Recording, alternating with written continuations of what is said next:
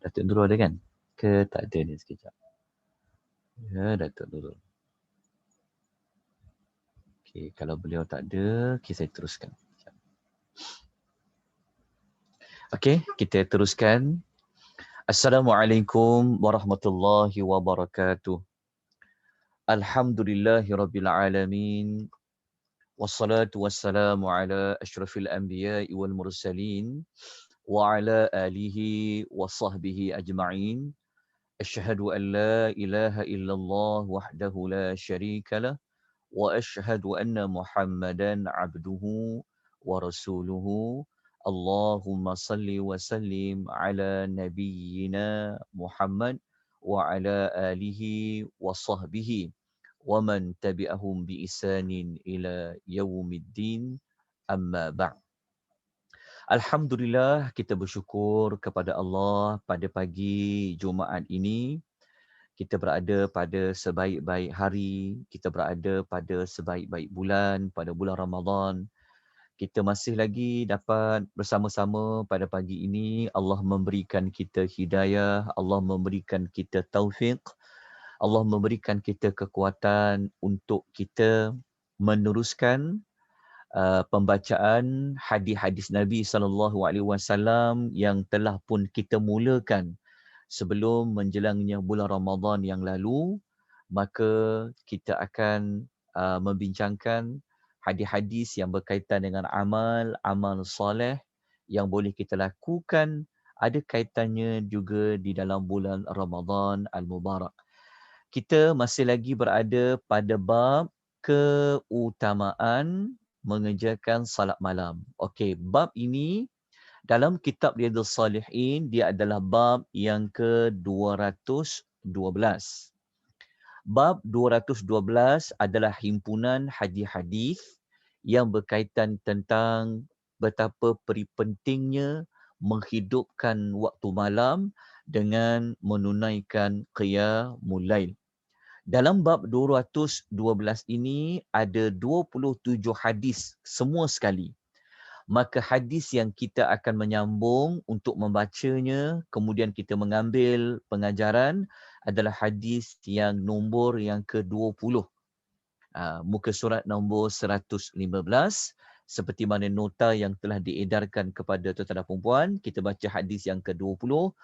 Daripada Abu Hurairah radhiyallahu anhu, dia berkata, Rasulullah sallallahu alaihi wasallam bersabda, "Idza qama ahadukum minal laili," apabila salah seorang di antara kamu bangun sebahagian daripada waktu malamnya. Sabda Nabi sallallahu alaihi wasallam, apabila salah seorang daripada kita bangun di waktu malam, falyaftatih. Maka Nabi, apabila Nabi sebut tentang bangun, maknanya orang itu dia tidur. Kemudian dia bangun pada waktu malam untuk dia salat malam, maka sunnah Rasulullah sallallahu alaihi wasallam falyaftatih, maka hendaklah dia memulakan salatahu, salatnya, biraka'ataini khafifataini, dengan melakukan 2 rakaat secara ringan. Hadis riwayat Muslim. Maknanya hadis ini sunnah Nabi sallallahu alaihi wasallam kalau kita bangun untuk tahajud. Dia bangun, maknanya kalau dia bangun tu maknanya dia tidur, kemudian dia bangun pada waktu malam untuk dia salat malam, maka 2 rakaat pertama itu hendaklah dilakukan secara ringan. Maknanya tidak panjang, dalam keadaan yang ringan iaitu pendek. Kemudian kita lihat hadis yang kedua, makna yang sama, tapi hadis ini datang daripada Aisyah radhiyallahu anha. Kalau hadis nombor 20 tadi, Nabi SAW yang bersabda. Tetapi kalau hadis 21, Aisyah radhiyallahu anha, dia sendiri melihat Nabi kalau dia salat malam, dia bangun untuk salat malam, apa Nabi buat? Kata Aisyah radhiyallahu anha, kana Rasulullah sallallahu alaihi wasallam idza qama min al-laili. Rasulullah sallallahu alaihi wasallam biasanya kalau dia bangun malam, iftataha salatahu. Baginda sallallahu alaihi wasallam akan memulakan salatnya bi raka'ataini khafifataini, dengan 2 rakaat yang ringan. Hadis riwayat Muslim. Daripada hadis nombor 20 dengan hadis nombor 21, kita dapat beberapa pelajaran. Okey, nombor 1. Kalau kita solat malam, kita jangan mulakan yang mula-mula tu dengan panjang lah. Jangan. Sebab kita baru bangun tidur untuk kita solat malam, maka Nabi SAW dia buat secara ringan. Maka itulah sunnah Nabi SAW. Kita boleh dapat pahala yang berganda. Bukan sekadar pada solat malam, tapi kita tiru macam mana Nabi SAW melakukan solat malam. Kenapa sebenarnya? Ini dia panggil kaedah kita warm up dulu. Sebab kan kita kadang-kadang kita baru bangun tidur. Tidur ni kalau dia nak hilang, nak bagi dia segar tu dia agak lambat sikit. Jadi kalau kita bangun tidur, kadang terus ambil wuduk, nak solat, jadi rasa tidur tu dia masih ada. Jadi menyebabkan solat itu dibuat nanti dalam keadaan dia mungkin masih lagi mengantuk, mungkin rasa tidur tu masih ada, maka Nabi buat dulu 2 yang ringan. 2 ringan ni sebab lepas ni nak buat panjang. Jadi supaya solat yang 2 ringan ni macam dia boleh menghilangkanlah rasa mengantuk tu, dia macam baru nak warm up kan. Nak mulakan solat malam, jadi supaya nanti mengantuk tu taklah terbawa-bawa pada rakaat-rakaat yang berikutnya. Itu di antara hikmah ulama hadis menyebut tentang sunnah Rasulullah sallallahu alaihi wasallam. Tengok betapa bijaknya Rasulullah sallallahu alaihi wasallam dan jadi sunnah pada kita. Sebab tu ingat mudah saja. Apabila Rasulullah buat, kita ikut je, pasti ada kebaikan. Dan yang kedua, kita dapat belajar di sini, okey, sesiapa yang bimbang tidak bangun di akhir malam untuk mengerjakan salat witir, maka dianjurkan dia dibuat di awal malam. Okey, yang kedua ni sebenarnya dia melihat sudut yang jauh daripada hadis. Maksud dia, hadis ni dia tak sebut salat awal malam, tapi di sini disebut bangun malam. Jadi kalau takut tidak terbangun malam, maka kita buatlah dia di awal malam. Tapi kalau kita memang buat di awal malam, dia tak terikat dengan 2 solat rakaat yang ringan ini. Sebab 2 solat rakaat yang ringan ini, dia khusus apabila kita tidur, kemudian kita bangun untuk buat solat malam. Itu memang sunnahnya. Maknanya kalau kita nak buat solat malam, contoh, kita nak buat 11 rakaat qiyamul lail. Maka 2 rakaat pertama yang kita buat, kan contoh kita bangun tahajud, 2 rakaat pertama tu kita buat secara ringan seperti mana hadis Nabi sallallahu alaihi wasallam. Kita pergi hadis nombor 22. Hadis nombor 22 ini sabda Nabi sallallahu alaihi wasallam. Ini kata Aisyah radhiyallahu anha. Okey, Aisyah dia cerita tentang apa yang dia nampak Nabi sallallahu alaihi wasallam melakukan.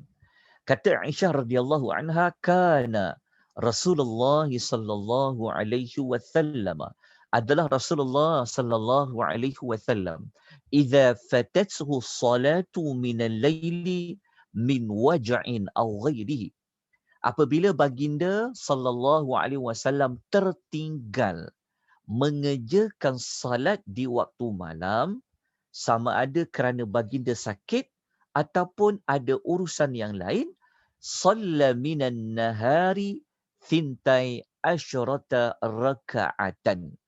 Rasulullah sallallahu alaihi wasallam akan mengerjakan sebanyak 12 rakaat di siang hari.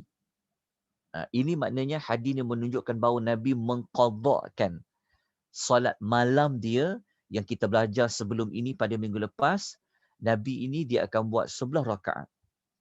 Termasuk witir dia buat 11 rakaat. Jadi apabila Nabi jatuh sakit, dia tak mampu untuk salat malam, maka Nabi akan mengqadhakannya pada waktu siang. Pada waktu siang itu waktu yang paling afdal ketika waktu duha lah. Sebelum sampai kepada waktu zuhur, Nabi dia akan qadhakan salat malam, tapi Nabi buat genap. Nabi tidak buat dia secara ganjil. Jadi qadha itu dia perlu dibuat secara genap. Sebab kita belajar dah solat malam Nabi buat berapa? Dia buat ganjil. Jadi kita dah belajar hadis-hadis Nabi. Jadi semoga kita solat malam, kita buat ganjil. Ada tahajud, ada solat witir. Jadi kalau kita terlepas kita sakit kan. Solat dalam keadaan sakit ni dia tak sama solat dalam keadaan kita sihat. Jadi kalau kita tak mampu nak buat, maka kita boleh buat pada waktu siang. Tapi kena buat genap. Kita tengok pengajaran hadis dia. Sesiapa yang tidak dapat mengerjakan solat malam kerana sakit ataupun sebab dia tertidur ataupun kerana keperluan lain, maka hendaklah dia menggantikannya di siang hari sebanyak 12 rakaat iaitu secara genap. Ini dia merujuk kepada berapa rakaat solat malam. Kata para ulama hadis, kalau dia biasa buat 7 rakaat solat malam, maka kalau dia nak qada, dia qada dalam bentuk genap 8 rakaat. Kalau dia selalu buat 3 rakaat, maka dia kena genapkan menjadi 4 rakaat pada waktu siang. Okey, ini apa yang dapat kita belajar dalam hadis yang ke-22. Kita pergi kepada hadis yang ke-23. Hadis 23 ni dia umum tentang mengqadakkan sesuatu yang biasa kita buat di waktu malam. Kalau tadi pasal solat, kalau hadis 23 ni dia umum. Termasuklah solat. Kita baca hadisnya. Umar Al-Khattab radhiyallahu anhu dia berkata, Rasulullah sallallahu alaihi wasallam bersabda, "Man nama ala hizbihi." Sesiapa yang tertidur sehingga meninggalkan hizibnya, aw an syai'in minhu, atau amalan rutin yang lain. Maksudnya, hadis ini Nabi sebut hizib. Hizib di sini, kata para ulama hadis, dia bukan sekadar salat. Sama ada baca Quran ke, tetapi dia tertidur. Dia tertidur. Dia tak sempat nak buat amalan rutin. Hizib ni dia macam amalan yang dia biasa buat. Contohnya solat malam. Ataupun dia selalu baca Quran di tengah malam, baca waktu malam. Tiba-tiba dia sakit ataupun ada keperluan lain dia tak sempat untuk dia buat pada waktu malam, maka apa yang Nabi akan buat? Faqara'ahu fi ma baina salatil fajri was salati dhuhri. Maka baginda dia akan membacanya pada waktu antara salat subuh dan salat zuhur. Maknanya lepas subuh sampailah zuhur. Kalau kita baca hadis lain, lebih afdal buat dia kalau kita dia waktu lepas subuh sampailah waktu zuhur. Itu Nabi akan buat. Kalau hizib ni dia umum. Sama ada solat malam ke ataupun wirid-wirid tertentu ke, zikir-zikir tertentu ke, maka kita gantikan dia. Kita jangan tinggalkan. Sebab ingat, amalan yang paling baik adalah dia berterusan. Jadi kalau kita tak dapat buat malam, kita buat di waktu siang. Antara subuh sampailah waktu zuhur. Kenapa kita perlu ganti? Kerana dalam hadis tu, Nabi SAW menyebutkan, kutiba lahu ka'annama qara'ahu minal layli. Maka dicatat baginya yang menggantikan, kan yang dia tak dapat buat malam, dia buat siang, seperti yang dia biasa pada malam harinya. Hadis riwayat Muslim. Tuan-tuan, ibadat di malam hari ni tak sama ibadat di siang hari pahala. Kalau macam kita baca Quran, waktu yang paling terbaik adalah pada waktu malam. Tambah-tambah lagi pada hujung malam. Tapi kita tak dapat nak buat. Tapi pahala itu Allah Ta'ala akan beri kepada dia dengan syarat dia menggantikannya pada waktu siangnya. Seperti mana hadis riwayat Muslim yang kita baca. Okey, pengajaran hadis ini, apa yang kita dapat belajar? Menggantikan amalan sunnah yang rutin dibuat setelah tertinggal. Dia akan maksudnya yang pertama ni pengajaran pertama mengatakan bahawa kita ni digalakkan jangan tertinggal buat amalan yang rutin. Sibuk melayan tetamu ke, kan, betul tak? Sampai kita tak sempat nak buat amalan rutin kita. Mungkin tuan selalu baca apa? Mungkin selalu baca Quran waktu malam, kan? Nak dapat pahala banyak waktu baca waktu malam, tertinggal. Maka pengajaran pertama kata kalau boleh jangan macam kalau kita tinggal, kita tak buat, tak dapatlah ganjaran. Jadi rugi sangat. Jadi pengajaran pertama mengatakan bahawa kita gantikanlah amalan yang biasa kita buat pada waktu siang. Yang kedua, apa pun yang kita tertinggal kerana uzur ataupun ada keperluan tertentu, kalau kita gantikan, maka pahalanya adalah sama seperti dilakukan seperti kebiasaan yang kita buat pada waktu malam. Faham tak dua pengajaran ni? Nah, ini adalah sunnah Rasulullah sallallahu alaihi wasallam. Kemudian kita pergi kepada hadis yang ke-24 daripada hadis 27. Okey, hadis 24 dengan hadis nombor 20. Kita pergi hadis 24. Okey, hadis 24 ini adalah hadis yang berkenaan tentang galakkan kita menggerakkan pasangan untuk bangun solat malam. Sama ada suami gerakkan isteri dia ataupun isteri gerakkan suaminya bangun, dengan kita mencontohi seperti mana sabda Nabi sallallahu alaihi wasallam. Nabi kempen suruh gerak pasangan bangun tu dengan Nabi mengatakan rahimahullahu rajulan. Semoga Allah selalu merahmati. Tengok perkataan rahmat. Maksudnya Allah bagi rahmat. Nabi doakan lagi ni. Semoga Allah merahmati. Rajulan, seorang lelaki. Dalam konteks hadis ni maknanya suaminya qama minal laili. Dia bangun di waktu malam. Fasalla, lalu dia mengerjakan salat. Wa aiqadha imra'atahu, lalu dia membangunkan isterinya. Maknanya suami yang bangun salat malam, dia juga menggerakkan isterinya bangun. Nabi doakan dia, semoga Allah bagi rahmat kepada lelaki itu. Lepas tu Nabi memberi tunjuk ajar. Kalau isteri tak nak bangun macam mana? Nabi kata, fa'in abad nadhaha fi wajihal ma'. Jika dia, iaitu isteri tersebut, enggan untuk bangun, dia memercikkan air ke wajahnya. Maknanya cara bangun dengan perkataan halus, kan? Dipercikkan air sedikit di wajah isterinya. Jomlah bangun untuk mengerjakan solat malam. Tapi kena tengok keadaan isteri lah. Kalau keadaan isteri memang dia terlalu penat, kalau dia dalam keadaan dia sakit, maka dia ada ruang untuk ganti pada waktu siang. Tapi kalau dia sihat, kan, maka kita galakkan untuk pasangan itu bangun. Nabi ajar macam dia nak gerak dia dengan memercikkan air ke wajahnya. Lepas tu Nabi sebut juga, kalau sebaliknya, kalau orang perempuan pula, rahimahullahu mra'atan. Nabi kata, semoga Allah merahmati. Nabi doakan juga bagi seorang perempuan, iaitu isterinya, qamat minal laili fasallat wa aiqadhat zawjaha. Dia bangun untuk salat malam, lalu dia membangunkan juga suaminya. Nabi doakan dia apa? Dapat rahmat perempuan itu. Lepas tu Nabi mengajarkan, jika dia, iaitu suami tadi, enggan untuk bangun, maka hendaklah dia memercikkan air ke wajah suaminya. Hadis riwayat Abu Daud dengan sanad yang sahih. Tapi kena tengok juga suami tu macam mana. Tengok dia, kepenatan dia, keadaan dia. Tengok jenis suami.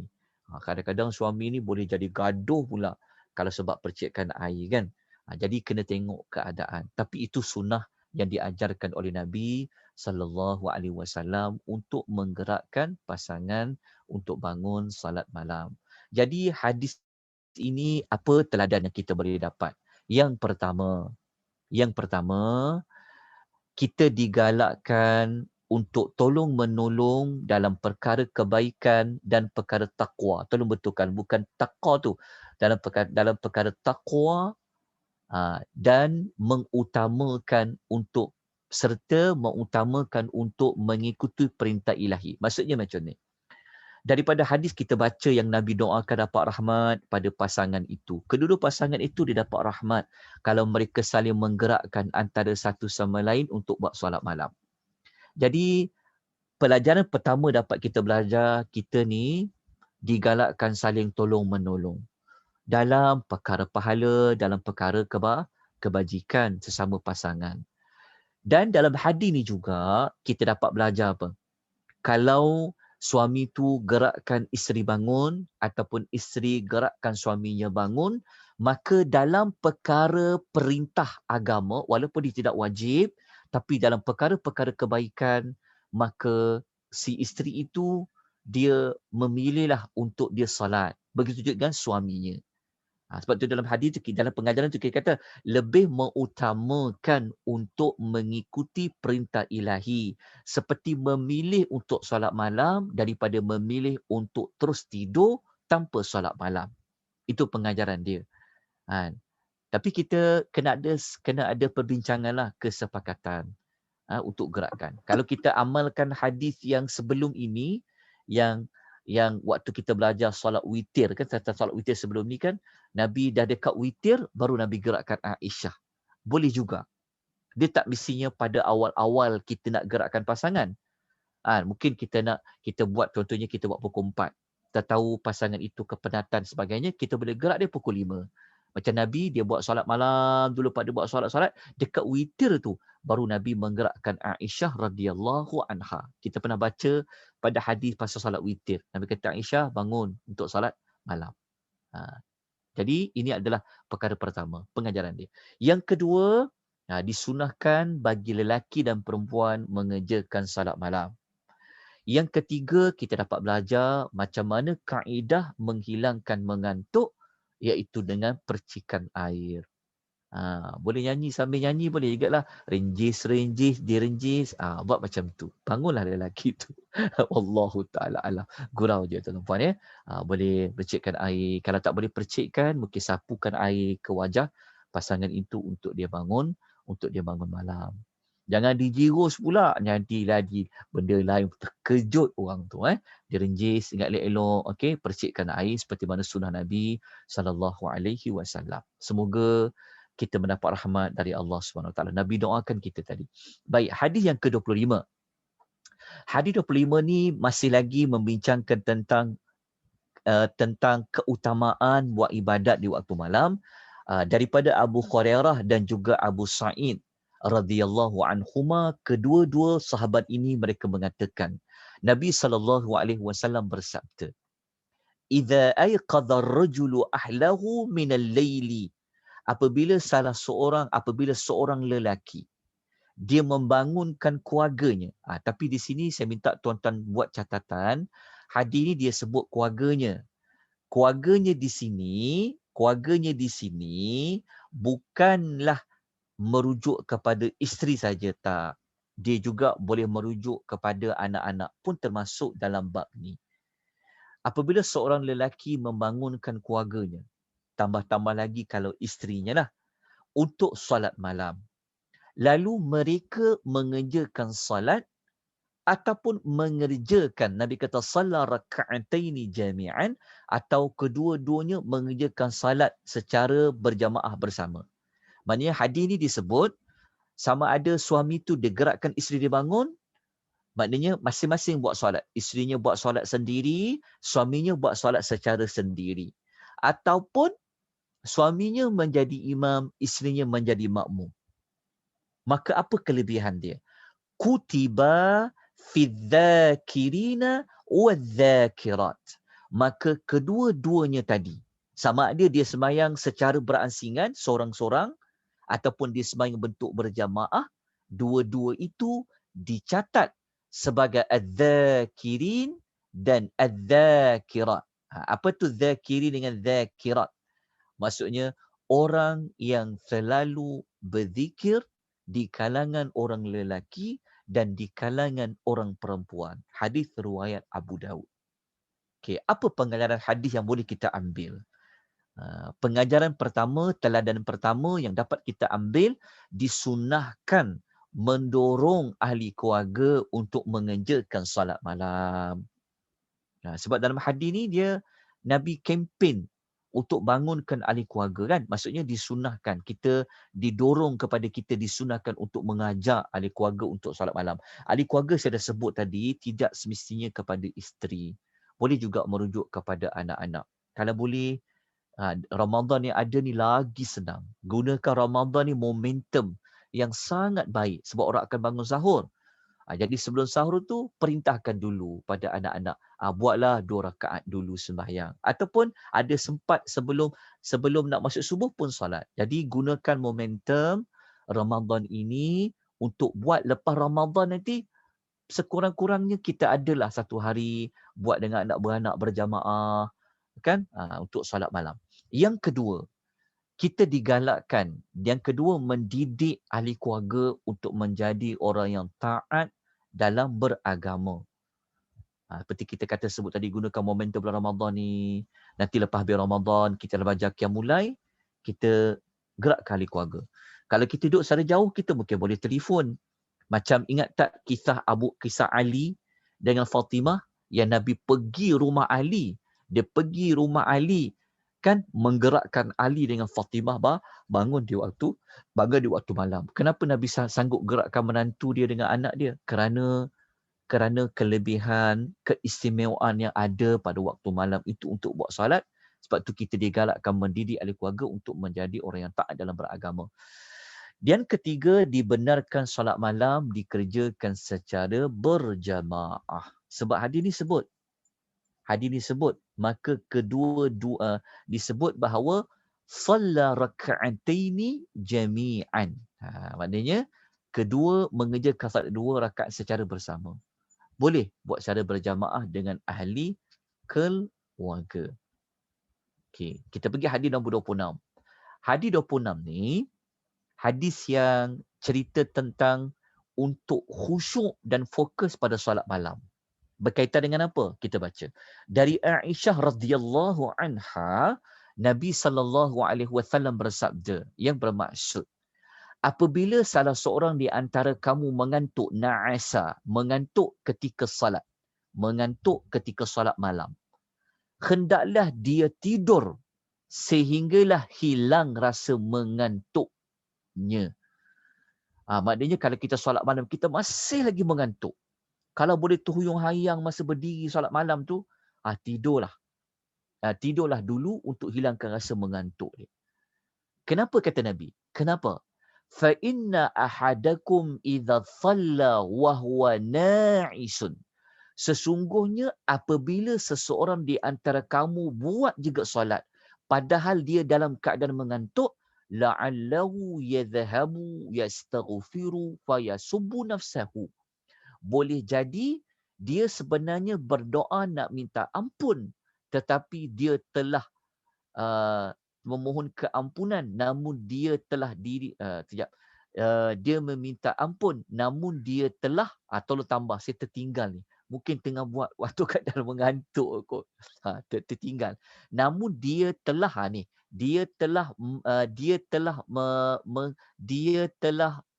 telah menghinakan dirinya sendiri. Tulis kat sini. Dia telah mengutuk dirinya sendiri.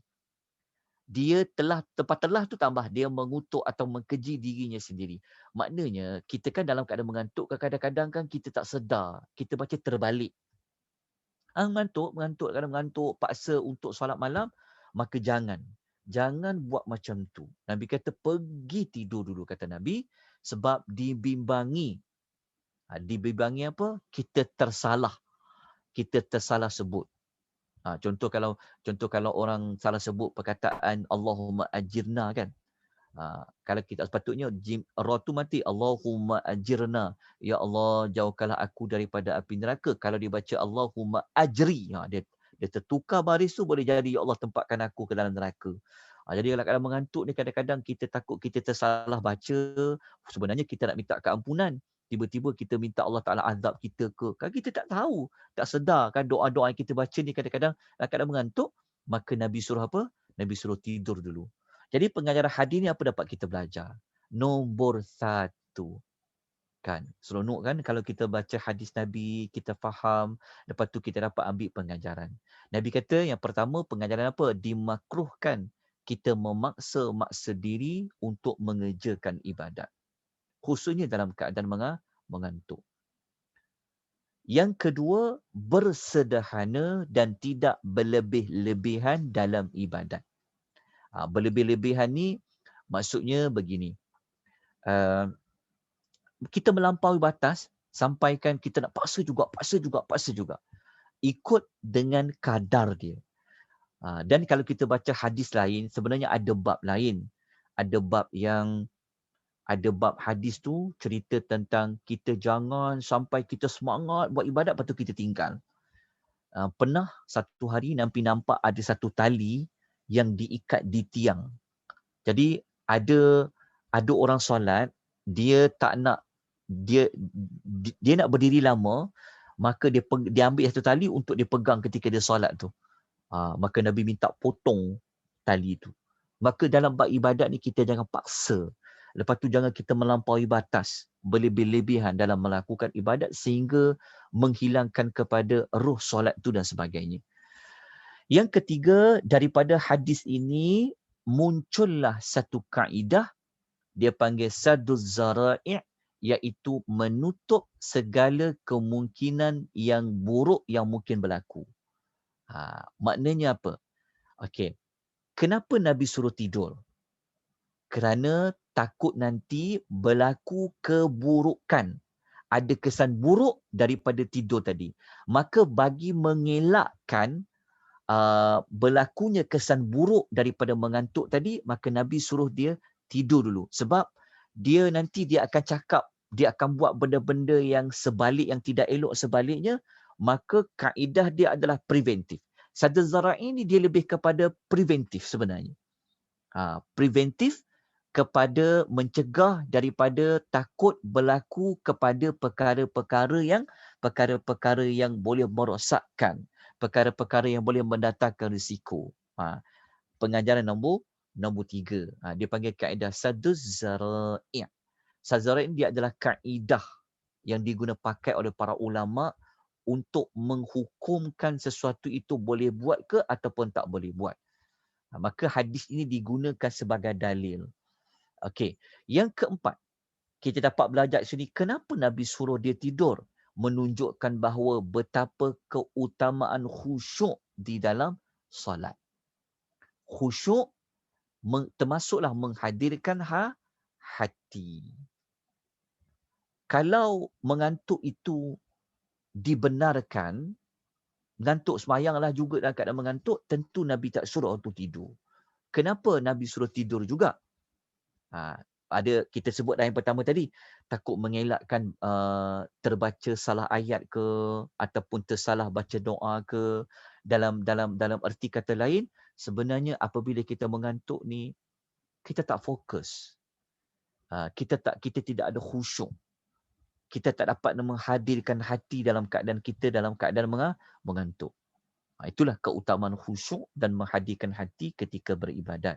Dalam masa yang sama, kita kena jauhkanlah diri kita daripada perkara-perkara yang dapat menghilangkan kekhusyukan. Antaranya apa? Adalah mengantuk tadi itulah.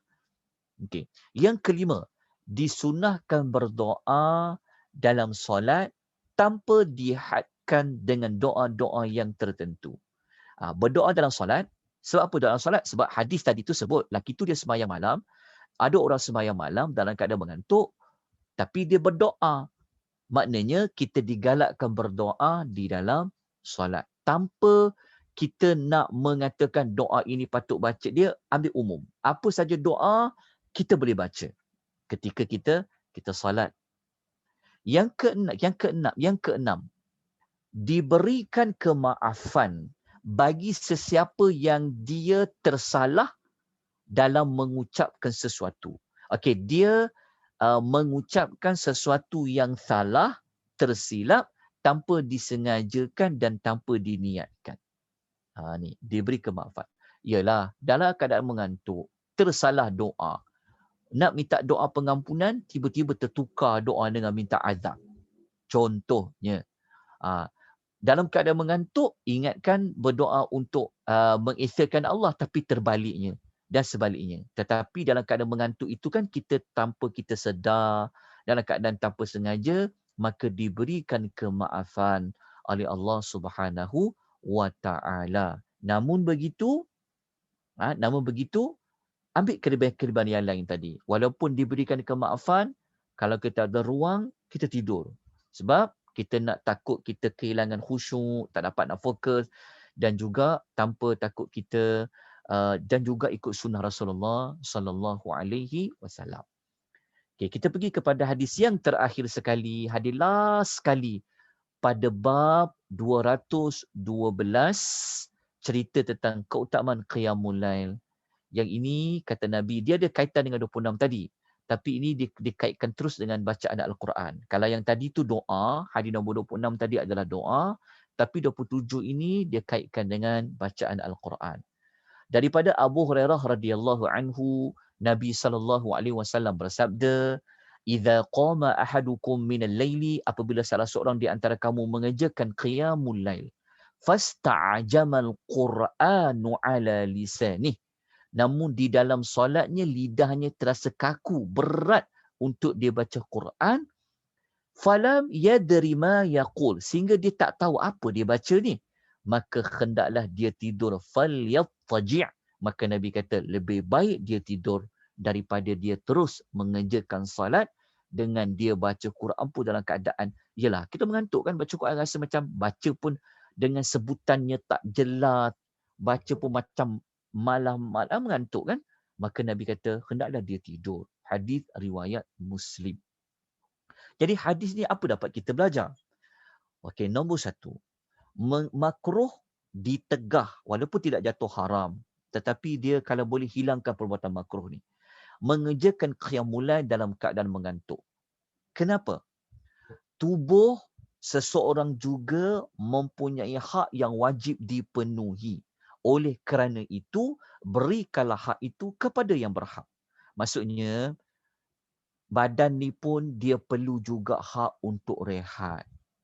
Kalau kita tak cukup tidur kan, maka kita tak beri hak kepada tubuh badan kita. Hak kita dengan Allah, kita telah ada.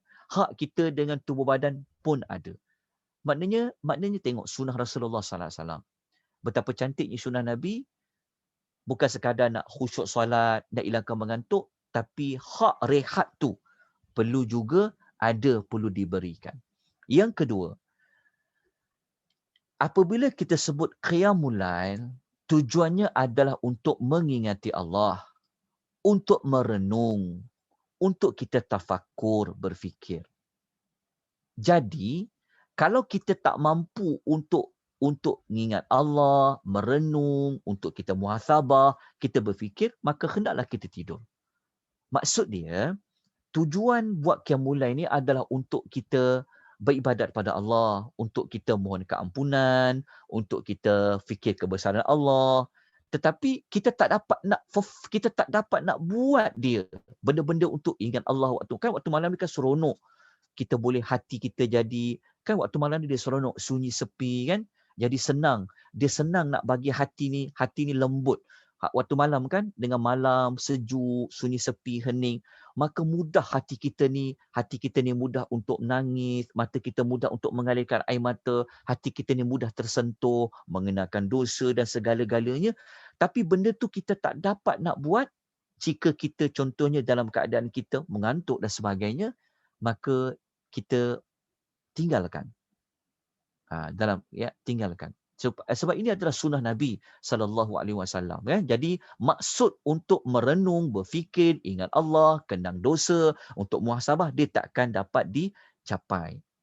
Sebab tu kelebihan buat ibadat malam. Jadi keutamaan solat malam ni kerana waktu malam kan, bacaan lebih tepat, lidah mudah je nak sebut.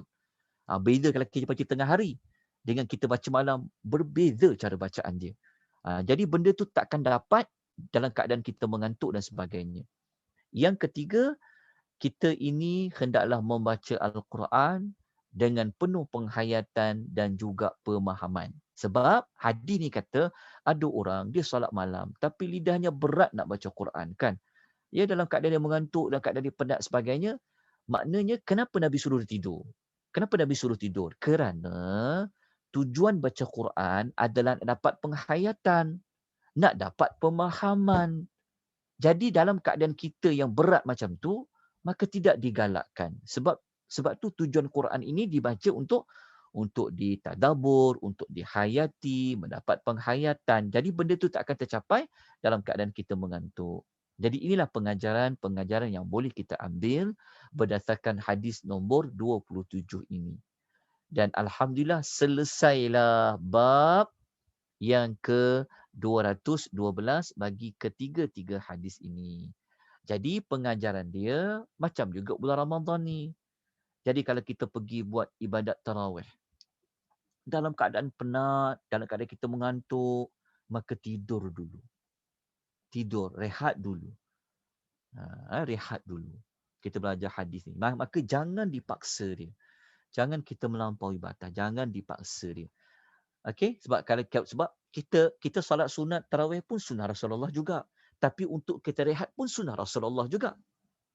Jadi moga-moga kita yang semayang dalam keadaan kita segar, walaupun rakaat tak banyak, dalam keadaan kita fokus khusyuk, dia lebih baik daripada keadaan semayang dan terhuyung hayang berdiri kan, keadaan tak mampu tu kan, paksa diri, maka kita bimbangi apa?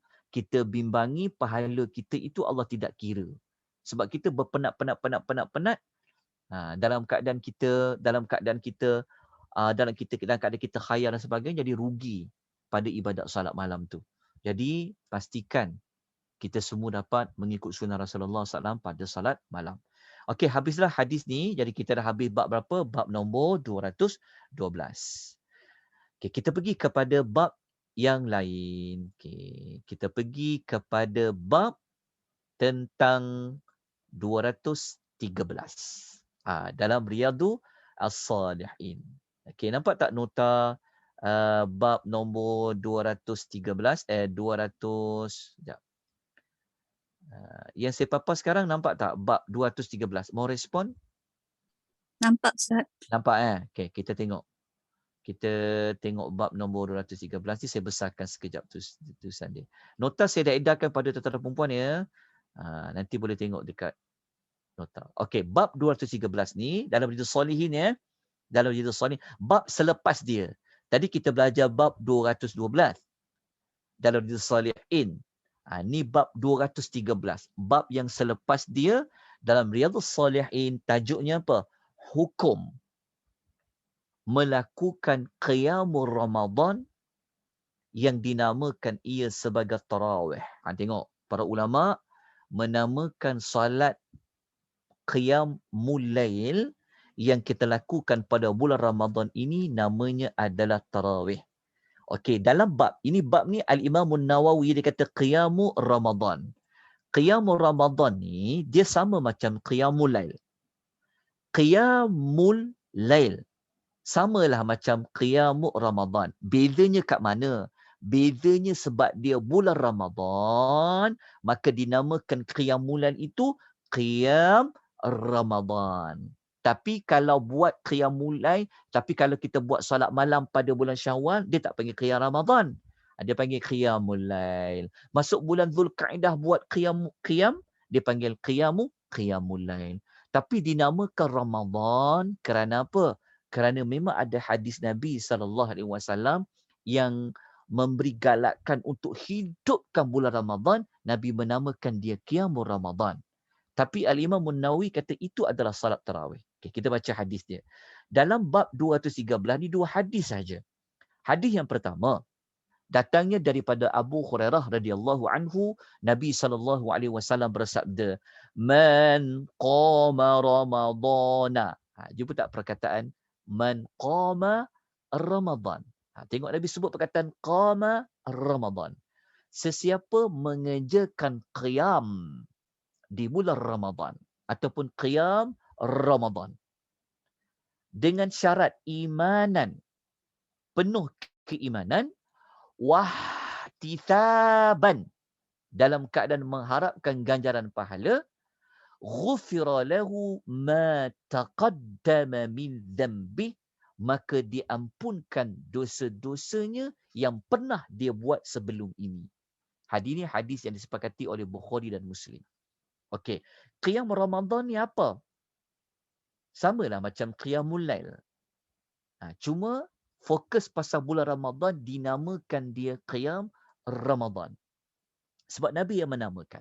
Tapi qiyam di bulan Ramadan ini, kata Al-Imam Nawawi dalam Riyadhus Shalihin, namanya apa? Namanya adalah tarawih. Tarawih ini merujuk kepada berehat-rehat. Okay? Dia sembahyang panjang tapi dia berehat, ada rehat dia. Okay, Nabi namakan dia Qiyamu Ramadan. Nabi tak nama pun solat dia dengan nama tarawih. Tapi para ulama nak memudahkan untuk mengerjakan qiyam bulan Ramadan itu sebab nak buat panjang, maka dibuat dalam keadaan berehat. Rehat tu namanya tarawih. Tapi kita semua lagi boleh cepat, lagi tu nak cepat. Maka dia dah tak nama tarawih, dia hilang roh tarawih tu. Sebenarnya solat ni dia nak buat, solat malam ni dia nak buat panjang. Macam Nabi berdiri lama, sujud lama. Tapi nak lama ni perlulah rehat-rehat. Rehat-rehat itulah keluarnya istilah tarawih. Tapi kita semua kalau boleh nak se-express yang mungkin. Itu yang menyebabkan diri kita tak berubah, perangai tak berubah, akhlak kita tak berubah, kehidupan kita tak berubah. Sama je sebelum datangnya Ramadan. Sebab apa? Sebab ibadat yang kita buat itu tidak beri kesan kepada kita. Kenapa cara ibadat tu dibuat? Okey, kita ambil hadis yang pertama. Okey, pengajaran hadis ni kita dapat belajar apa? Nombor satu, kita tak nafikan. Dianjurkan untuk buat qiyamu Ramadan. Dalam arti kata lain apa? Tarawih. Nombor dua, hadis ini menjelaskan keistimewaan qiyamu Ramadan. Apa dia? Diampunkan dosa-dosa. Tapi kita kena tulis dekat situ. Dosa-dosa tu maknanya dosa-dosa yang telah lalu. Lepas tu tambah satu lagi adalah dosa-dosa kecil. Okey. Yang ketiga, di sini jangan lupa ada dua syarat nak dapat penghapusan dosa dalam solat tarawih yang kita buat. Nabi namakan dia qiyam Ramadan. Nombor satu apa? Dia kena ada iman. Iman tu apa? Dia meyakini bahawa puasa Ramadan itu adalah fardu, dan dia juga kena mengimani, percaya qiyam Ramadan itu adalah disunahkan. Maknanya iman ni dia percaya ini adalah perintah dari Allah. Ini adalah benda yang disyariatkan di dalam agama. Yang kedua, dia kena ada ihtisab. Ihtisab tu apa? Iaitu dia mengharapkan pahala dari Allah. Pahala dari Allah ni nak dapat macam mana? Dia hendaklah buat ikhlas lah. Ihtisab ni maksudnya, yang pertama, dia kena meyakini bahawa ibadat qiyam Ramadan, solat tarawih ni memang dituntut di dalam agama. Ada dalam syariat. Kita buat tarawih bukan ikut-ikut ya. Kalau kita jenis jawapan, kenapa kau buat tarawih? Taklah orang buat, aku buat jugalah. Yang ini dia nanti takut dia tak termasuk dalam bab imanan. Okey, lepas tu dia kena ada keikhlasan. Ihtisaban ni sebenarnya merujuk kepada keikhlasan. Sebab apabila dia ikhlas, dia akan dapat pahala dari Allah. Sebab itu diterjemahkan ihtisaban, mengharapkan ganjaran pahala dari Allah. Bukan sebab nak tunjuk aku ini orang rajin buat solat tarawih. Aku ni orang yang tak pernah miss buat solat tarawih. Bukan sebab itu. Tapi dia pergi buat solat tarawih adalah untuk dia mengharapkan semata-mata ganjaran dari Allah Subhanahu Wa Taala. Kalau dia ada dua syarat ini, barulah dia dapat pengampunan dosa-dosa yang pernah dia lakukan sebelum datangnya bulan Ramadan. Baik, kita terus pergi kepada hadis yang kedua. Hadis kedua, sabda dari Abu Hurairah radhiyallahu anhu, dia berkata, yang ni kita kena padam dekat sini. Yang ni sebenarnya bukan Nabi bersabda, tetapi Abu Hurairah dia kata tentang Nabi katakan. Dia tetap jadi hadis Nabi juga. Tapi Abu Hurairah radhiyallahu anhu dia berkata, dia kata apa? Dia katakan Rasulullah sallallahu alaihi wasallam. Rasulullah ni dia selalu bagi motivasi. Yugharribu ni yurribu fi qiyam Ramadan. Maksudnya Nabi bagi semangat. Nabi selalu kempen, Nabi promote, bagi semangat nak buat qiyam Ramadan. Tetapi Nabi perintah itu dengan perintah yang bukan menunjuk kepada wajib korang semua buat qiyam Ramadan. Wajib kamu sebabkan, bukan bersifat dengan perintah wajib. Tapi Nabi menggalakkan, berikan motivasi untuk buat qiyam Ramadan. Kita akan tambah sedikit tertinggal tulisan dekat sini. Dengan Nabi SAW bersabda, siapa yang mengerjakan qiyam di bulan Ramadan dengan penuh keimanan dan mengharapkan ganjaran pahala, maka diampunkan dosa-dosanya yang telah lalu. Hadis riwayat Muslim. Okey.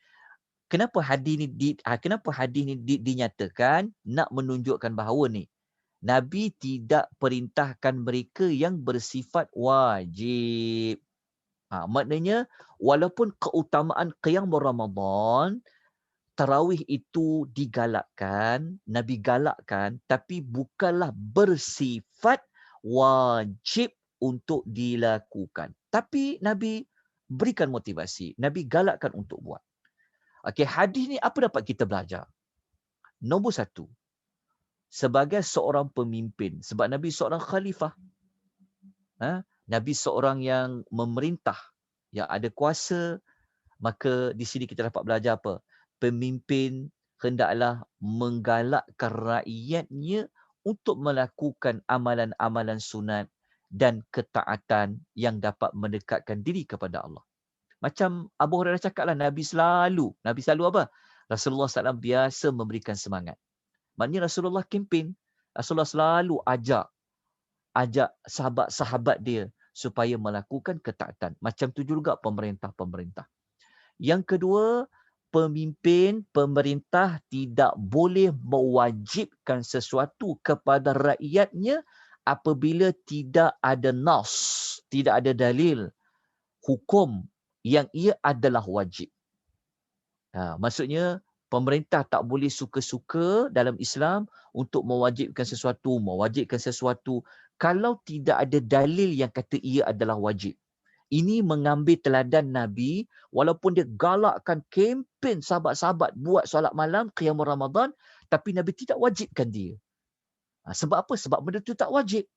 Maka Nabi tidaklah boleh mewajibkan para sahabat untuk melakukannya. Begitu juga diambil secara umum, pemerintah-pemerintah juga tak boleh mewajibkan untuk dia jadi wajib kalau tidak ada sebarang keperluan. Okey, berdasarkan hadis yang kita baca tadi. Contoh apa?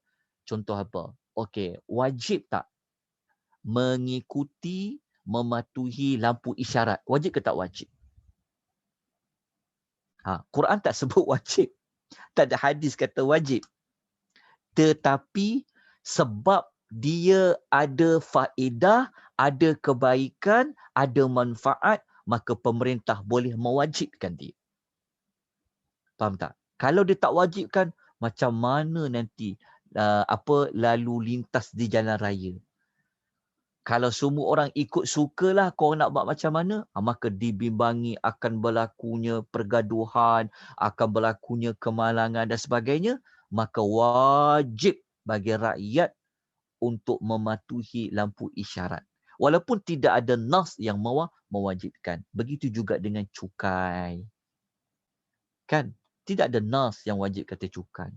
Tapi sebab kalau tidak ada cukai, macam mana dengan negara sebagainya, maka para ulama bincang, maka dijadikan wajib kepada semua rakyat mengikut kriteria dia lah.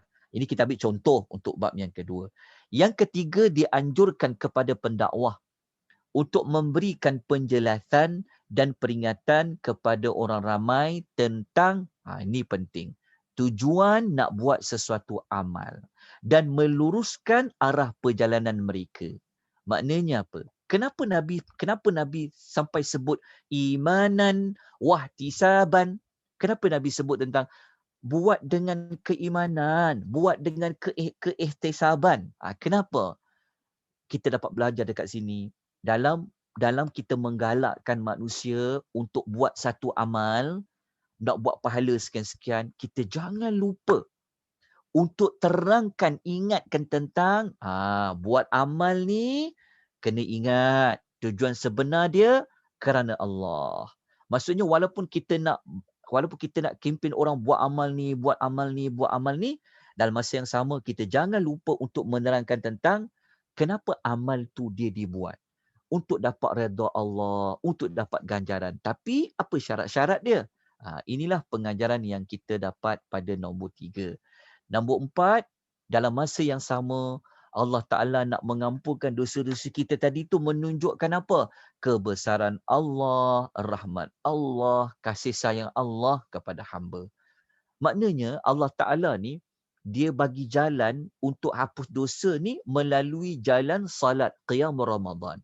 Jadi orang pergi salat tarawih, okey, kita kena betulkan. Bukan kerana dia adat, tapi dia adalah ibadat. Dia adalah perkara syariat. Baru kita dapat imanan. Dalam erti kata lain, siapa yang buat solat tarawih, targetnya adalah untuk Allah Ta'ala menghapuskan dosa dia.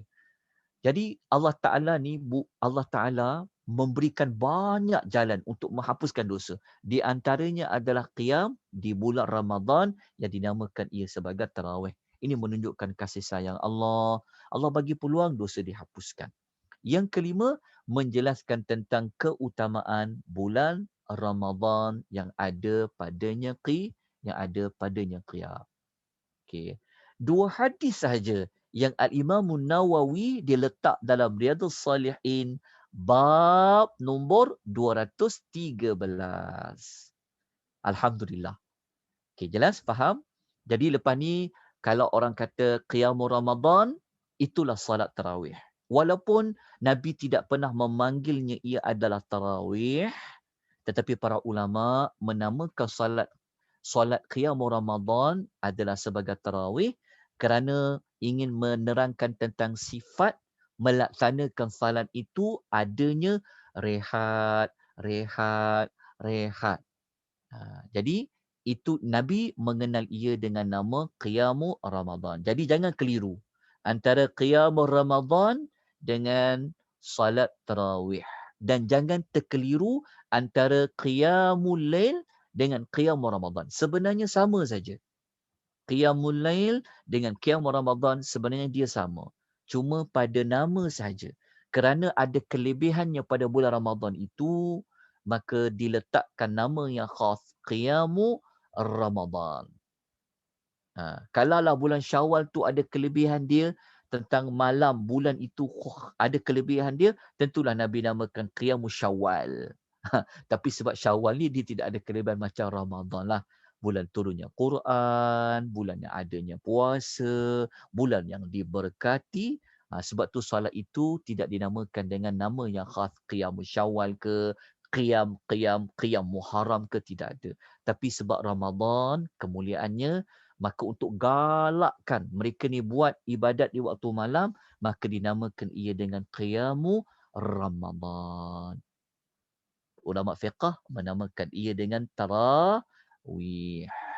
Okey. Saya tunjukkan tuan-tuan tentang istilah tarawih sekejap supaya tak terkeliru sebelum kita belajar pasal witir. Okey. Saya tunjukkan pada tuan-tuan dan puan-puan sekejap tentang tarawih Nota ni sebenarnya saya ada edarkan sebelum ini yang nota penuh tentang tajuk Ramadan seperti Rasulullah sallallahu alaihi wasallam. Dapat tak? Yang saya ada bagi tajuk Ramadan macam Rasulullah sallallahu alaihi wasallam. Okey, kita tengok tentang qiyam. Sekejap ya, saya tengok tentang siyam salat sunat Ramadan. Okey, saya tunjukkan tentang istilah tarawih. Okey, nota ni saya dah bagi sebelum ni ada di grup-grup, saya tunjukkan. Sekejap, apa nama tarawih? Okey, saya tunjukkan. Sekejap.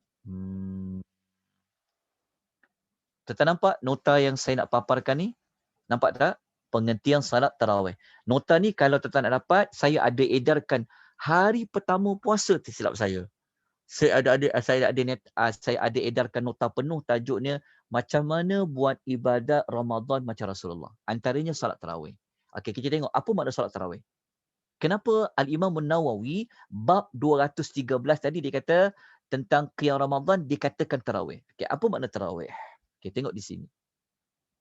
Ibnu Hajar Al-Asqalani, Al-Hafiz Ibnu Hajar Al-Asqalani dalam Fathul Bari. Okey, beliau mengatakan apa makna tarawih? Tengok. Para ulama hadis, ulama fiqh, mereka kenapa namanya tarawih? Nama tarawih. Apa tu tarawih? Okey. Wat tarawih, dia kata wat tarawih jam'u tarwihatan. Kata Ibnu Hajar, perkataan tarawih merupakan bentuk bilangan banyak. Maknanya jama' ataupun plural bagi perkataan tarwihatan. tarwihatun. Tarawih ni adalah bilangan banyak ataupun plural ataupun jamak bagi perkataan tarwihatun. Tarwihatun. Okey, dah faham? Okey, kita sambung lagi. Kenapa namanya tarawih? Summiyatis salatu fil jama'ati fil laili ar-ramadan at-tarawih. Okey, tengok. Ibnu Hajar Al-Asqalani, beliau ni ulama hadis terkenal, dia kata kenapa namanya tarawih? Dia kata salat berjamaah pada malam-malam bulan Ramadan disebut tarawih kerana dia kata, maknanya dia nak kata salat tarawih itu adalah salat yang dikenali dibuat dia pada bulan Ramadan. Kenapa? Okey, dia kata li'annahum awwala majtama'u 'alaiha kanu yastarihuna baina kulli taslimataini. Dia kata kerana pada kali pertama umat Islam berkumpul untuk menunaikannya, mereka berehat-rehat sebentar di antara dua salam. Itu namanya tarawih. Maknanya mereka semayang 2 rakaat, tambah lagi 2 rakaat, rehat macam tu. Tapi kita semua salah. Kita semua kalau boleh lagi cepat, lagi baik. Yang ini kita salah. Sebenarnya tarawih ni tak perlu terkejar-kejar. Dia buat waktunya sampai subuh. Jadi dia buat dia dalam bentuk rehat 2. Lepas tu kadang-kadang setengah masjid, setengah surau, dia mengambil jalan, nak rehat 4 rakaat tu yang kadang dia buat tazkirah pendek, kadang dia buat tazkirah, kan? Itu dia panggil diisi rehat tu. Jadi sepatutnya kita kena buat macam tu. Lepas 4 rakaat ke, kita pesan pada jemaah. Jemaah, buat diberi take 5 kita kata. Ambil 10 minit ke, buatlah apa-apa. Lepas tu nanti kita sambung balik lepas 10 minit. Patutnya macam tu. Tapi disebabkan kita buat berjamaah, kan orang pun ada kerja nak buat, itu yang dibuat immediately. Habis je isyak, terus buat solat tarawih. Tak ada stop dah. 2 rakaat, 2 rakaat, 2 rakaat, 2 rakaat, 2 rakaat sampai habis. Tapi sepatutnya nak tarawih itu adalah berehat-rehat sebentar di antara 2 rakaat, 2 rakaat, 2 rakaat. Jadi kalau kita sembahyang seorang, kita buat macam tu. Lepas buat 2 rakaat sekejap, pergi masak sekejap. Pergi buat kuih raya ke contoh. Buatlah sikit. Sekejap lagi dah siap, sekejap lagi. Sembahyang lagi 2. Sembahyang lagi 2. Boleh baca Quran sekejap. Lepas 2 rakaat tu. Sebab namanya adalah tarawih. Begitulah yang kita dapat fahamkan tentang makna tarawih. Okey, kita lanjutkan dengan bab yang satu lagi. Okey. Kita pergi kepada bentuk solat witir. Okey, yang nota tentang bentuk solat witir ni, berapa rakaat ni tidak ada dalam Riyadhus Shalihin. Ini nota tambahan yang saya bagi pada tentang perempuan. Kita nak belajar pada pagi ini tentang macam mana nak buat rakaat-rakaat kalau berbilang-bilang rakaat. Nampak tak tajuk dia? Tajuk dia bentuk pelaksanaan solat witir mengikut bilangan rakaat. Okey. Sebelum ni kita dah belajar solat witir tapi lebih kepada hukum solat witir. Nabi buat macam mana waktu dia. Ni kita nak perincikan macam mana kita nak sambung buat 4 rakaat terus. Macam mana nak sambung buat 5 rakaat terus. Nak buat 7 rakaat macam mana. Nak buat 8 rakaat macam mana. Nak buat 9 rakaat macam mana. Kalau tidak, kita duk pegang satu bentuk tu je lah. Solat witirnya. Jadi, pagi ni, kita akan rujuk dalam hadis-hadis Nabi. Macam mana cara Nabi buat solat witir kalau dia sambung terus 5 rakaat, 7 rakaat, 9 rakaat dan 11 rakaat. Inilah nota dia. Okey. Kita pergi kepada nota ni dia tidak ada dalam kitab Shalihin ya. Yang ni saya ambil daripada kitab-kitab yang lain. Okey, kita tengok. Kalau salat witir 1 rakaat, saya tak perlu teranglah sebab semua orang faham dan memang ada hadis Nabi yang kita dah belajar sebelum ni. 1 rakaat ni jangan tanya dah macam mana. Ni kita dah sedia maklum 1 rakaat. Okey, hadis riwayat Bukhari Muslim. Okey, kalau salat witir 3 rakaat pula. Macam mana kita nak buat bentuk dia? Okey. Solat witir 3 rakaat, kita boleh, pertama kita kena tahu dulu. Ada tak solat witir 3 rakaat? Okey, jawapan dia ada. Dalam nota ni, kita nyatakan 2 perkara. Pertama, dalil yang kata ada 3 rakaat, yang ada rakaat itu. Lepas tu cara dia. Okey, solat witir boleh buat 3 rakaat. Ada hadis tak? Ada hadis di bawah. Okey, kalau kita baca hadis ni, kita pergi pada terjemahan dia. Kita tengok sabda Nabi SAW. Nabi kata apa? Witir adalah hak bagi setiap Muslim. Hak ni bukanlah menunjuk wajib. Tapi ada para ulama faham hak ini adalah wajib. Maknanya mereka berat. Maknanya beratnya salat witir, kalau boleh jangan tinggal. Sampai Nabi kata apa? Nabi kata al-witru haqqun ala kulli muslim. Nabi kata witir ini adalah hak bagi setiap Islam. Lepas tu Nabi kata, siapa yang suka melakukannya sebanyak 5 rakaat, Nabi kata, silakanlah. Maknanya ini dalil 5 rakaat. Siapa yang suka nak buat sebanyak 3 rakaat, Nabi kata apa? Silakanlah. Dan siapa yang nak buat witir 1 rakaat, Nabi kata apa? Lakukanlah. Silakanlah. Maknanya ada tak dalil 5 rakaat? Ada. Ada tak dalil 3 rakaat? Ada. Ada tak dalil 1 rakaat? Ada. Hadis riwayat Abu Daud. Okey, sekarang kita nak bincang tentang 3 rakaat, macam mana kita nak buat dia. Sebab tu kita belajar, kita tak nak ikut-ikut orang dalam kita buat salat witir. Okey, nak buat salat witir 3 rakaat, dia ada daripada 2 cara. Salah satu daripada cara berikut. Okey, cara pertama. Ini kita faham dah pun. Tapi kita nak tengok dalil. Sekarang ni kita tahu kita buat, tapi selama kita buat ni berpandukan kepada apa? Ikut orang ke, ikut imam ke, ataupun macam mana? Okey, pertama, kita boleh buat 2 rakaat terlebih dahulu. Lepas tu kita bagi salam. Lepas tu kita buat lagi dengan 1 rakaat. Ini biasalah orang buat kan. Buat 2 rakaat dulu. Lepas tu dia sambung dengan 1 rakaat. Okey. Cara kedua, kita boleh buat dalam bentuk 3 rakaat secara terus dengan 1 salam. 3 rakaat secara terus dengan 1 salam. Dengan 1 salam. Tapi tambah satu lagi. Dia tidak ada duduk tahiyat awal. Jangan lupa ni. 3 rakaat 1 salam tapi tidak ada duduk tahiyat awal macam solat maghrib. Okey, siapakah yang memberi tunjuk ajar boleh buat witir secara terus dengan 1 salam? Nabi SAW bersabda. Okey, hadis pertama. Kata Abu Hurairah, Nabi SAW bersabda, La tutiru bi thalathin. Janganlah kamu berwitir dengan 3 rakaat tushbihu bi salatil maghribi. Menyamai salat maghrib. Nampak? Daripada Nabi kata apa? Jangan kamu salat witir 3 rakaat sama macam salat maghrib. Apa yang sama dengan salat maghrib? Macam mana nak bezakan salat maghrib ada tahiyat awal?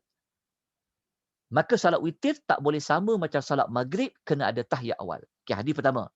Hadis kedua, Aisyah kata, Nabi SAW bersabda, dia kata, sesungguhnya Nabi SAW salat witir dengan 3 rakaat, namun baginda tidak duduk melainkan pada rakaat terakhir. Tidak duduk, maknanya duduk mana-mana tahiyat, melainkan pada rakaat yang terakhir. Maknanya Nabi tak buat tahiyat Nabi tak buat tahiyat Nabi tak buat tahiyat awal. Okey, ini hadis dia. Oh, rupa-rupanya boleh dua-dua cara ni jadi kalau dekat Masjid Surau dibuat 2 cara ni, jangan pula kita terkejut. Tapi kita belajar, alhamdulillah rezeki kita dapat belajar ni. Oh, rupanya inilah dalil dia rupanya ya. Patutlah orang kata tak boleh buat macam salat maghrib. Selama ni kita dengar je orang cakap, ustaz cakap kan. Ni kita dengar dalil dia daripada Nabi SAW sendiri yang sebut pada kita. Okey, habis tentang 3 rakaat. Okey, kita pergi pula. Kalau kita nak buat salat witir 5 rakaat, macam mana? Ada dalil tak? Ni kita sebut tadi dah. Tak perlu kita ulang balik. Kan dalil kita pakai tadi. Nabi kata nak buat salat witir 5 rakaat, silakanlah. Ni dalil dia. Okey, tak apa. Okey, kita pergi pula. Cara dia macam mana? Okey, cara dia ada 2. Okey, caranya dia, kita tengok ya. Cara pertama, kita buat dulu 2 rakaat 1 salam. Okey. Lepas tu buat 2 lagi rakaat 1 salam. Lepas tu kita buat pula 1 rakaat yang lain. Cukup tak 5? Yang ni kita fahamlah. Ini paling terbaik sebenarnya. Sebab memang salat malam ni dia 2-2. Jadi 2 rakaat, lepas tu dia boleh buat 1 rakaat. Okey, boleh buat macam tu. Cara kedua, kalau nak buat 5 rakaat secara terus tanpa duduk. Nak buat rakaat secara terus ni macam mana? Kalau dia nak buat 5 rakaat secara terus, 5 rakaat secara terus, dia tidak boleh duduk tahiyat awal. Maksudnya. Okey, tengok nota dia. 5 rakaat secara terus tanpa ada duduk tahiyat pada mana-mana rakaat. Kecuali pada rakaat yang terakhir. Ada dalil tak? Maksudnya siapa yang buat macam ni? Kalau yang nombor 1 ni kita maklum lah. Tapi nombor 2 ni. Jadi kalau kita tengok ada orang buat 5 rakaat terus. Dia nak buat 5 rakaat terus tanpa ada rakaat-rakaat. Tanpa dia berhenti 2 rakaat. Ada ke tak ada? Jawapannya ada. Memang ada dalam hadis Nabi SAW. Tapi dengan syarat apa? Tidak ada tahiyat awal. Okey, hadis dia tengok. Apa kata Aisyah radhiyallahu anha? Kita belajar hadis Nabi. Kata Aisyah radhiyallahu anha, Rasulullah sallallahu alaihi wasallam mengerjakan salat malam sebanyak 13 rakaat. Kenapa 13 rakaat? Ada kata dia 11 kerana para ulama mengatakan bahawa 2 rakaat yang ringan Nabi buat tadi. Okey, kita tengok. Di antaranya baginda salat witir sebanyak 5 rakaat. Ni dalil dia, Nabi buat 5 rakaat. Okey. Dengan tidak duduk tahiyat pada mana-mana rakaat melainkan pada rakaat yang terakhir. Hadis riwayat Muslim. Ni dalil dia. Hadis riwayat Muslim. Jadi siapa-siapa yang nak buat salat witir 5 rakaat, dia boleh buat cara yang kedua. Dia sembahyang terus rakaat pertama, lepas tu bangun balik rakaat kedua, bangun terus rakaat ketiga, terus rakaat keempat. Pada rakaat kelima tu baru dia duduk tahiyat. Akhir di situ. Seperti mana dilakukan oleh Nabi SAW. Okey, itu kalau 5. Kalau 7 rakaat, macam mana pula 7 rakaat? Kalau 7 rakaat solat witir, kita boleh buat cara pertama yang kita sedia maklumlah. 2 rakaat 1 salam, 2 rakaat 1 salam, 2 rakaat 1 salam. Macam biasa. Ini cara pertama ni cara yang paling afdal lah. Sebab Nabi kan dia buat memang sembahyang malam ni 2, 2, masna. Okey. Dia boleh buat juga cara yang kedua, secara 7 rakaat secara terus. Secara terus. Dia boleh sambung terus. Tanpa duduk tahiyat pada mana-mana rakaat kecuali pada rakaat ke-6. Tolong alert yang ini. Dekat sini, kalau dia buat 7 rakaat, pada rakaat yang ke-6, dia kena buat 1 tahiyat. Okey.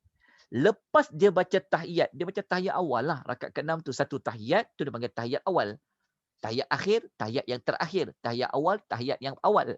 Dia kena buat tahiyat awal lah pada rakaat ke-6. Ni kalau buat 7 terus, rakaat ke-6.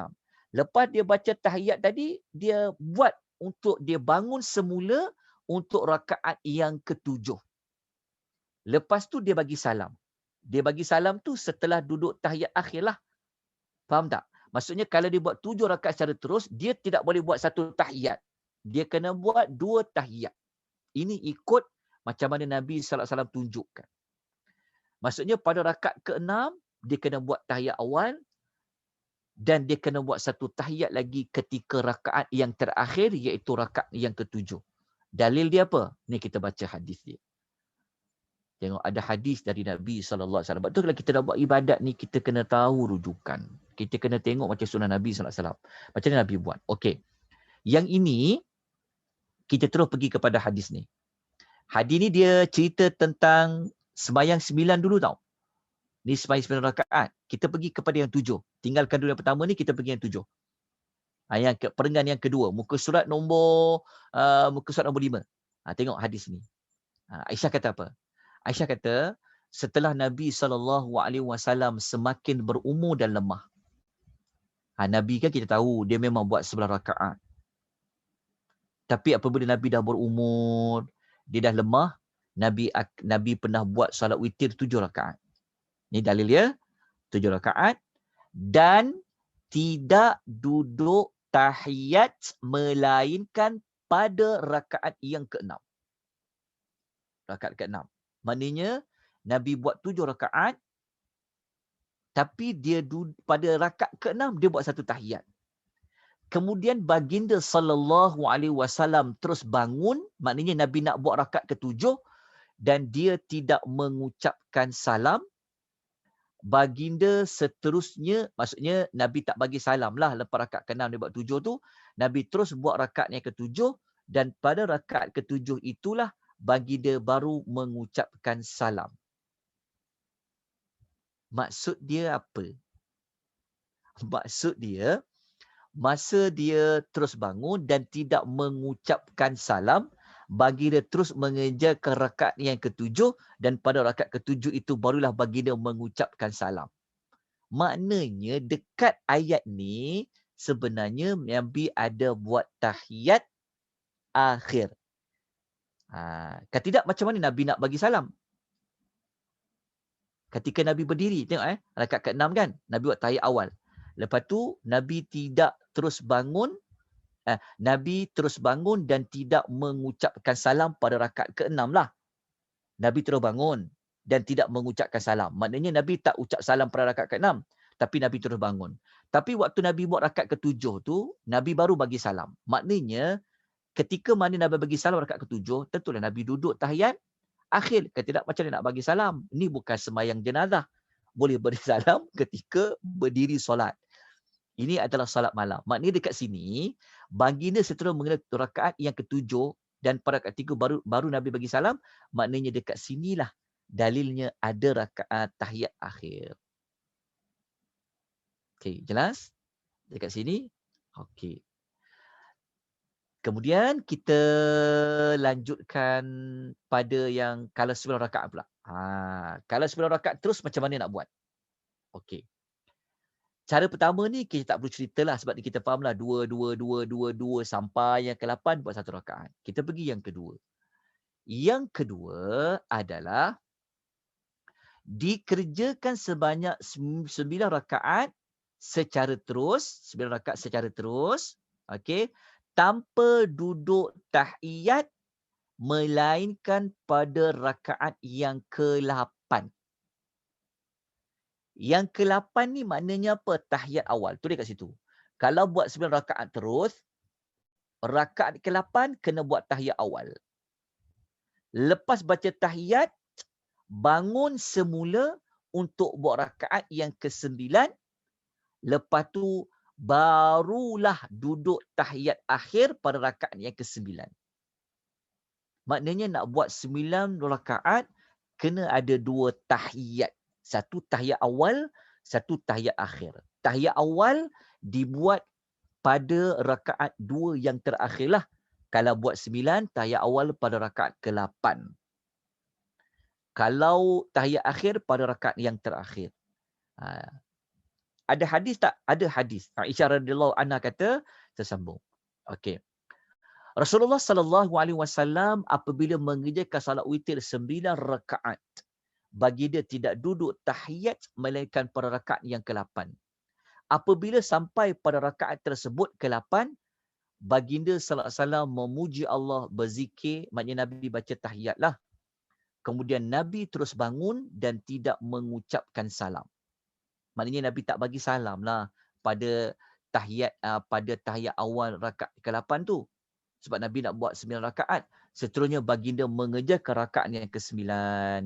Apabila sampai pada rakaat tersebut yang ke-9, baginda duduk berzikir kepada Allah Subhanahu Wa Taala dan berdoa iaitu membaca tahiyat. Selepas itu baginda mengucapkan salam, sampailah kami dengar Nabi bagi salam. Sampailah masuk. Lepas tu masuk waktu subuh. Nabi pun sembahyang salat sunat subuh tapi dalam keadaan Nabi duduk. Okey, jelas tak maksudnya? Okey, jelas Okey, maksudnya kalau buat 9 rakaat Ataupun kita buat dengan kadar berapa rakaat tadi, dengan kadar 7 rakaat.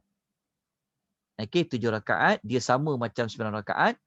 Okey, kalau kita buat pada 5 rakaat, 5 rakaat dia tak ada tahiyat awal. Ingat mudah je. Kalau 5 rakaat, dia tidak ada tahiyat awal. Tapi kalau naik sampai 7 rakaat, mesti ada tahiyat awal. Dan mesti ada tahiyat akhir. Kalau yang 9 rakaat macam tu juga. Mesti ada tahiyat awal, mesti ada tahiyat akhir. Okay, lepas tu kita masuk yang ke 11 rakaat. Kalau Nabi buat 11 rakaat macam mana pula? Kalau 11 rakaat, kaedah pertama ni kita maklumlah buat 2-2-2-2 tu kita maklum. Okey. Kita pergi kepada yang kedua ni. Pertama, okey, kejap. 11 rakaat. Okey, yang 11 rakaat ni tak jumpa hadis yang buat macam rakaat ke-10 tahiyat awal, rakaat ke-11 tahiyat akhir. Tak ada. Ke-11 rakaat dia tidak ada. Wallahu ta'ala. Bab berada hadis Nabi tak sebut macam tu. Faham tak? Yang 11 rakaat dia tidak ada macam buat terus sampai 10 rakaat, lepas tu tahiyat awal. Lepas tu rakaat ni ke-11 buat tahiyat akhir. Tak ada. Dia tidak ada hadis dari Nabi SAW. Jadi tak boleh buatlah macam tu. Yang kita boleh buat dengan cara lain lah. 2 rakaat, 1 salam, 2 rakaat salam, sampai 8 rakaat. Lepas tu kita boleh buatlah 3 rakaat. Waktu dekat 3 rakaat tu, ambil balik yang bentuk 3 rakaat tadi tu. Boleh buat secara direct ataupun boleh buat buat 3 rakaat, buat 2-2-2-2, lepas tu buat 3. Ini kaedah pertama. Kaedah yang kedua dia buatlah 2-2-2-2-2-2 sampai 10, lepas tu buat 1 rakaat salat witir. Tapi dia niat salat witir lah. Mesti dia niat pada rakaat tu salat witir. Dia niat untuk salat witir. Tapi bentuk dia tu 2-2-2-2, lepas tu buat 1. Wallahu ta'ala a'lam. Sebab apa yang dibuat nombor 1, 2 ni ada hadis dari Nabi SAW. Kita dah belajar dah sebelum ini tentang 2, 2, 2, 2 dan 1. Okey, wallahu ta'ala habislah pengisian tentang untuk solat witir, macam mana kita nak buat dia mengikut bilangan rakaat. Faham InsyaAllah, ni dah dalil-dalilnya. Jadi moga-moga Ramadan tahun ini kita ubahlah ataupun kita memperbanyakkan sunnah Nabi SAW. Kalau kita pegang 11 rakaat, dia sebab masyarakat kita dia selalu 8, 3 witir. 8, 3 witir. Sebenarnya kita boleh ubah. Ubah ni bagus sebab kita boleh ajar pada masyarakat. Kita boleh banyakkan lagi sunnah Nabi. Kita boleh buat salat tarawih berapa rakaat? Kita boleh buat solat tarawih sebanyak 10 rakaat. 1 buat witir. Boleh juga sebenarnya. Tapi orang selalu buat 8, 3. Sebab kita nak witir 1, maka buatlah tarawih itu sebanyak 10. Kita boleh juga buat solat witir 5, tapi kita buat solat tarawih tu kita buat dia 6. Boleh.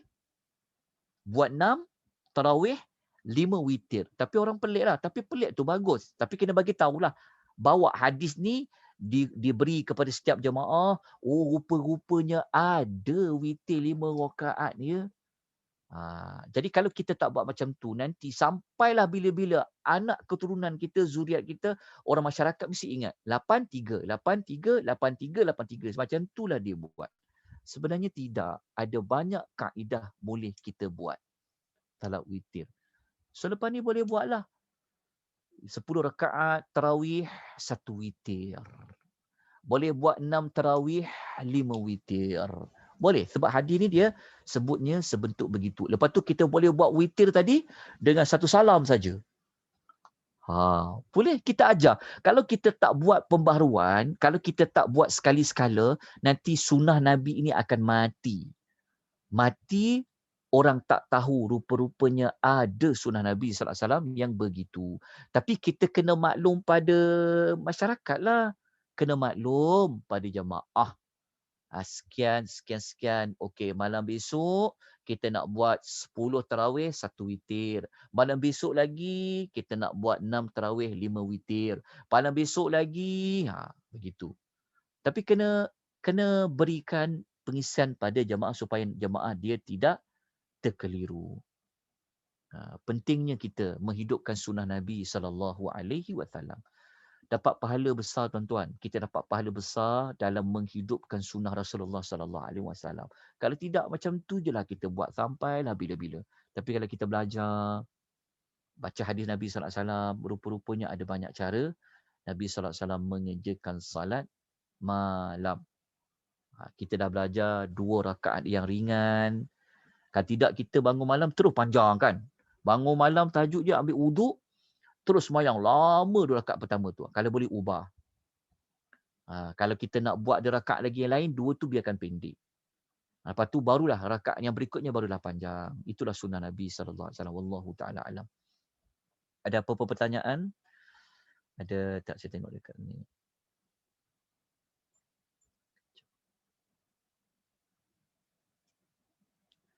Ustaz, witir untuk 9 rakaat, contohnya bacaan surah selepas Al-Fatihah dari rakaat 1 sampai 9 saja ke? Bacaan surah dia sampai rakaat 9, dia macam ni. Surah, ingat mudah macam ni. Setiap rakaat mesti wajib baca Fatihah.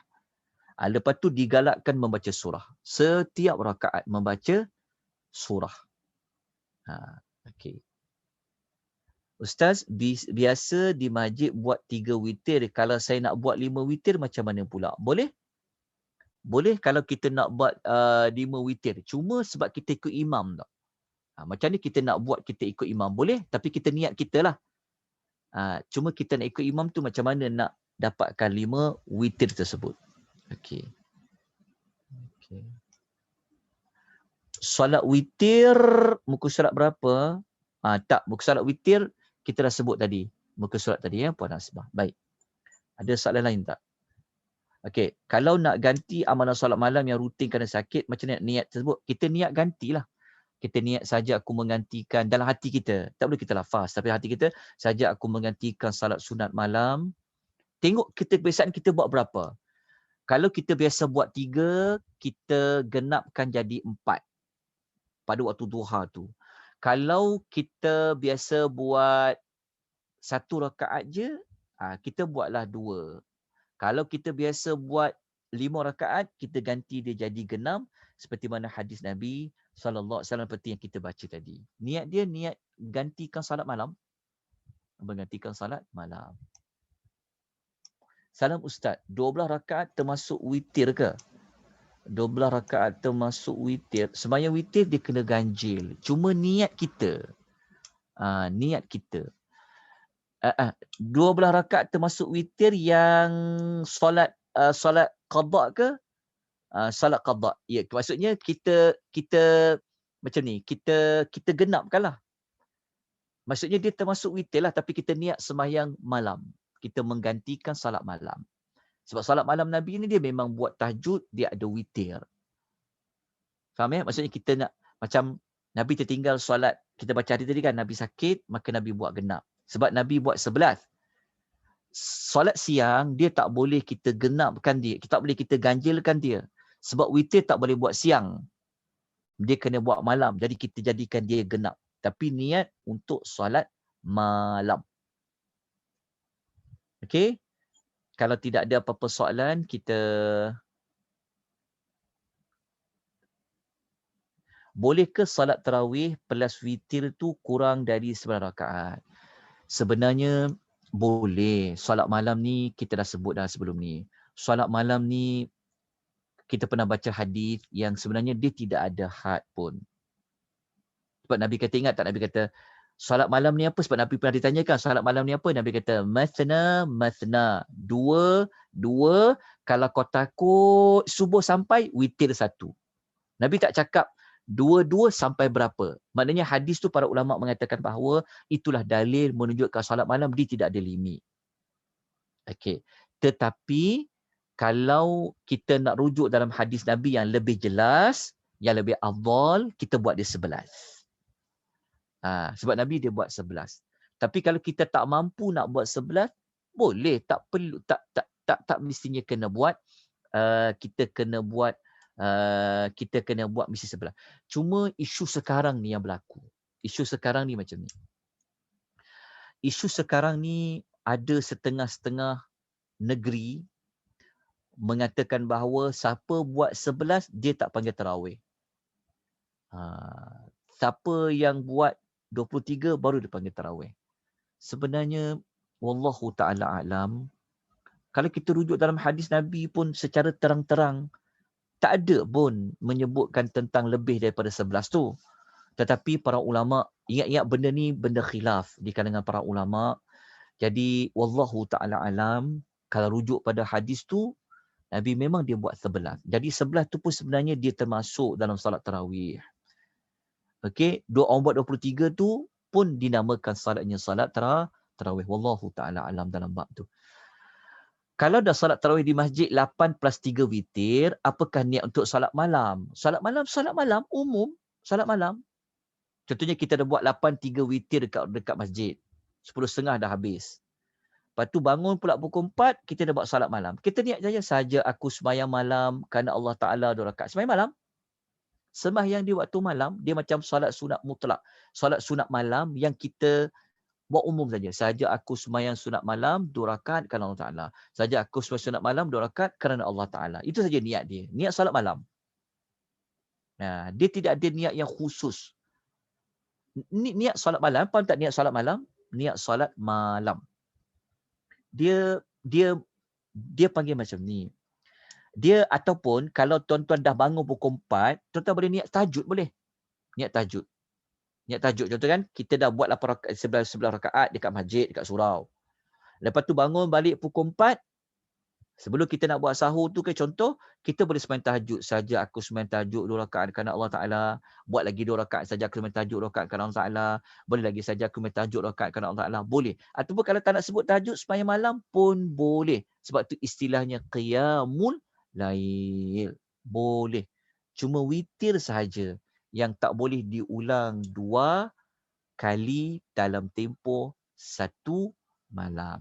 Wallahu ta'ala a'lam. Okey.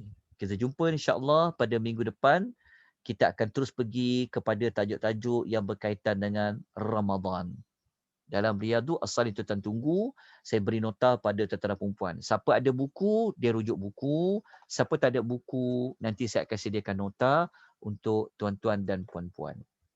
Nanti saya akan himpunkan nota-nota yang telah dibuat berkaitan dengan Riyadhus Shalihin pada kelas akan datang ya, insya-Allah.